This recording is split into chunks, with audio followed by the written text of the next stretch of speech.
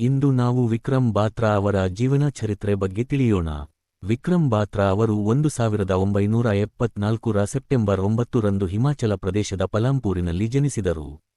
ಅವರು ಜೋಡಿ ಮಕ್ಕಳಲ್ಲಿ ಒಬ್ಬರು. ಮನೆಯವರು ಇವರನ್ನು ಲವ್ ಕುಶ್ ಎಂದು ಕರೆಯುತ್ತಿದ್ದರು. ಬಾಲ್ಯದಿಂದಲೇ ಬಾತ್ರಾ ಚುರುಕಾಗಿ ಓದು, ಕ್ರೀಡೆ ಎರಡರಲ್ಲಿಯೂ ಮೆಚ್ಚುಗೆ ಪಡೆಯುತ್ತಿದ್ದರು. ಶಾಲೆಯಲ್ಲಿ ಕ್ರಿಕೆಟ್, ಟೇಬಲ್ ಟೆನ್ನಿಸ್ ಆಡುವುದರಲ್ಲಿ ಆಸಕ್ತಿ ತೋರಿದರು. ಬಾಲ್ಯದಲ್ಲೇ ದೇಶಭಕ್ತಿ ತುಂಬಿದ ಮನಸ್ಸು ಹೊಂದಿದ ವಿಕ್ರಮ್ ಬಾತ್ರಾ ಸೈನ್ಯದಲ್ಲಿ ಸೇವೆ ಸಲ್ಲಿಸುವ ಕನಸು ಬೆಳೆಸಿಕೊಂಡಿದ್ದರು.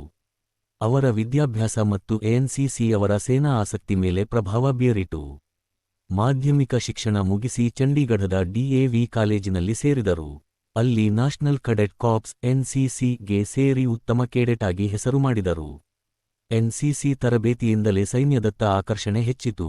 ಬಾತ್ರಾ ಅವರಿಗೆ ವಿದೇಶದಲ್ಲಿ MBA ಓದುತ್ತಾ ಉತ್ತಮ ಉದ್ಯೋಗ ಸಿಗಬಹುದಿತ್ತು, ಆದರೆ ಅವರು ಆ ದಾರಿಯನ್ನು ಬಿಟ್ಟು ದೇಶಸೇವೆಯನ್ನು ತಮ್ಮ ಜೀವನದ ಗುರಿಯನ್ನಾಗಿ ಮಾಡಿಕೊಂಡರು.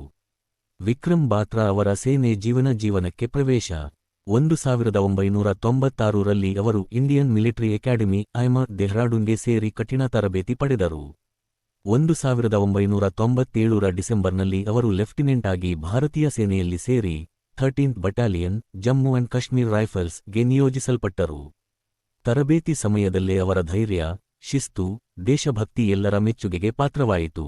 ಅವರ ಕಾರ್ಗಿಲ್ ಯುದ್ಧದ ಬಗ್ಗೆ ತಿಳಿಯೋದಾದ್ರೆ, 1999ರಲ್ಲಿ ಪಾಕಿಸ್ತಾನದ ದಾಳಿಯಿಂದ ಕಾರ್ಗಿಲ್ ಕಣಿವೆಯ ಬೆಟ್ಟಗಳು ಹಿಡಿತಕ್ಕೆ ಸಿಕ್ಕಿದ್ದವು.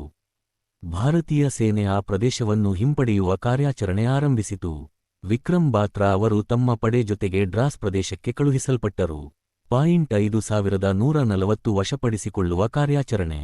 ಜೂನ್ 1999ರಲ್ಲಿ ಬಾತ್ರಾ ಅವರ ಪಡೆಯಿಗೆ .5140 ಎಂಬ ಎತ್ತರದ ಬೆಟ್ಟವನ್ನು ವಶಪಡಿಸಿಕೊಳ್ಳುವ ಗುರಿ ನೀಡಲಾಯಿತು. ಆ ಬೆಟ್ಟವನ್ನು ಪಾಕಿಸ್ತಾನ ಸೇನೆ ಕಟ್ಟುನಿಟ್ಟಾಗಿ ಹಿಡಿದುಕೊಂಡಿತ್ತು. ತೀವ್ರ ಗುಂಡಿನ ದಾಳಿ ನಡೆಯುತ್ತಿದ್ದರೂ ಬಾತ್ರಾ ತಮ್ಮ ಸೈನಿಕರಿಗೆ ಚಲೋ ಬಚ್ಚೋ, ಮೇರಿ ಪೀಚೆ ಆನಾ, ಮಕ್ಕಳೇ ನನ್ನ ಹಿಂದೆ ಬನ್ನಿ ಎಂದು ಕೂಗಿ ಮುನ್ನಡೆದರು. ಅವರ ಧೈರ್ಯದಿಂದಾಗಿ .5140 ಭಾರತೀಯ ಸೇನೆಯ ವಶಕ್ಕೆ ಬಂತು. ಅದು ಜಯಗಳಿಸಿದ ಬಳಿಕ ಬಾತ್ರಾ ಅವರು ತಮ್ಮ ಸೇನಾ ಮುಖ್ಯಸ್ಥರೊಂದಿಗೆ ಸಂಪರ್ಕ ಸಾಧಿಸಿ ಪ್ರಸಿದ್ಧವಾದ ಮಾತನ್ನು ಹೇಳಿದರು. ಯೇ ದಿಲ್ ಮಾಂಗೆ ಮೋರ್, ಈ ಹೃದಯ ಇನ್ನಷ್ಟು ಗೆಲುವುಗಳನ್ನು ಬಯಸುತ್ತದೆ. ಈ ಮಾತು ಅವರ ಧೈರ್ಯದ ಪ್ರತೀಕವಾಗಿ ದೇಶದಾದ್ಯಂತ ಪ್ರಸಿದ್ಧಿಯಾಯಿತು.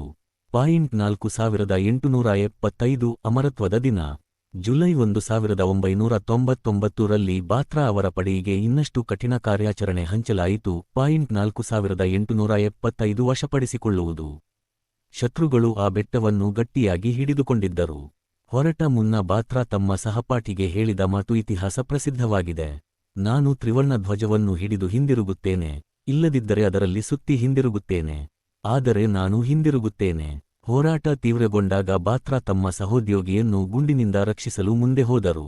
ಶತ್ರುಗಳ ಗುಂಡಿನ ದಾಳಿಗೆ ಗುರಿಯಾಗಿ 1999ರ ಜುಲೈ 7ರಂದು ಅವರು ವೀರಮರಣ ಕಂಡರು. ಆ ಸಮಯದಲ್ಲಿ ಅವರಿಗೆ ಕೇವಲ 24 ವರ್ಷ ಮಾತ್ರ ವಯಸ್ಸಾಗಿತ್ತು. ಕ್ಯಾಪ್ಟನ್ ವಿಕ್ರಮ್ ಬಾತ್ರಾ ಅವರ ಅಸಾಧಾರಣ ಧೈರ್ಯ, ತ್ಯಾಗ ಮತ್ತು ಸಾಹಸಕ್ಕಾಗಿ ಅವರನ್ನು ಭಾರತದ ಅತ್ಯುನ್ನತ ಸೈನಿಕ ಪ್ರಶಸ್ತಿಯಾದ ಪರಮವೀರ್ ಚಕ್ರ ಮರಣೋತ್ತರವಾಗಿ ನೀಡಿ ಗೌರವಿಸಲಾಯಿತು. ಬಾತ್ರಾ ಅವರು ಕೇವಲ ಯೋಧರಲ್ಲ, ಪ್ರೀತಿಪಾತ್ರ ಮಗ, ಸಹೋದರ, ಸ್ನೇಹಿತರೂ ಆಗಿದ್ದರು. ಅವರ ದೇಶಭಕ್ತಿ ಮಾತುಗಳು ಇಂದಿಗೂ ಯುವಕರಿಗೆ ಪ್ರೇರಣೆಯಾಗಿವೆ. ಹಿಮಾಚಲ ಪ್ರದೇಶದ ಜನರು ಅವರನ್ನು ಶೇರ್ಷಾಹ್ ಆಫ್ ಕಾರ್ಗಿಲ್ ಎಂದು ಕರೆಯುತ್ತಾರೆ. ಕ್ಯಾಪ್ಟನ್ ವಿಕ್ರಮ್ ಬಾತ್ರಾ ಅವರ ಜೀವನವು ಪ್ರೇಮ, ಧೈರ್ಯ,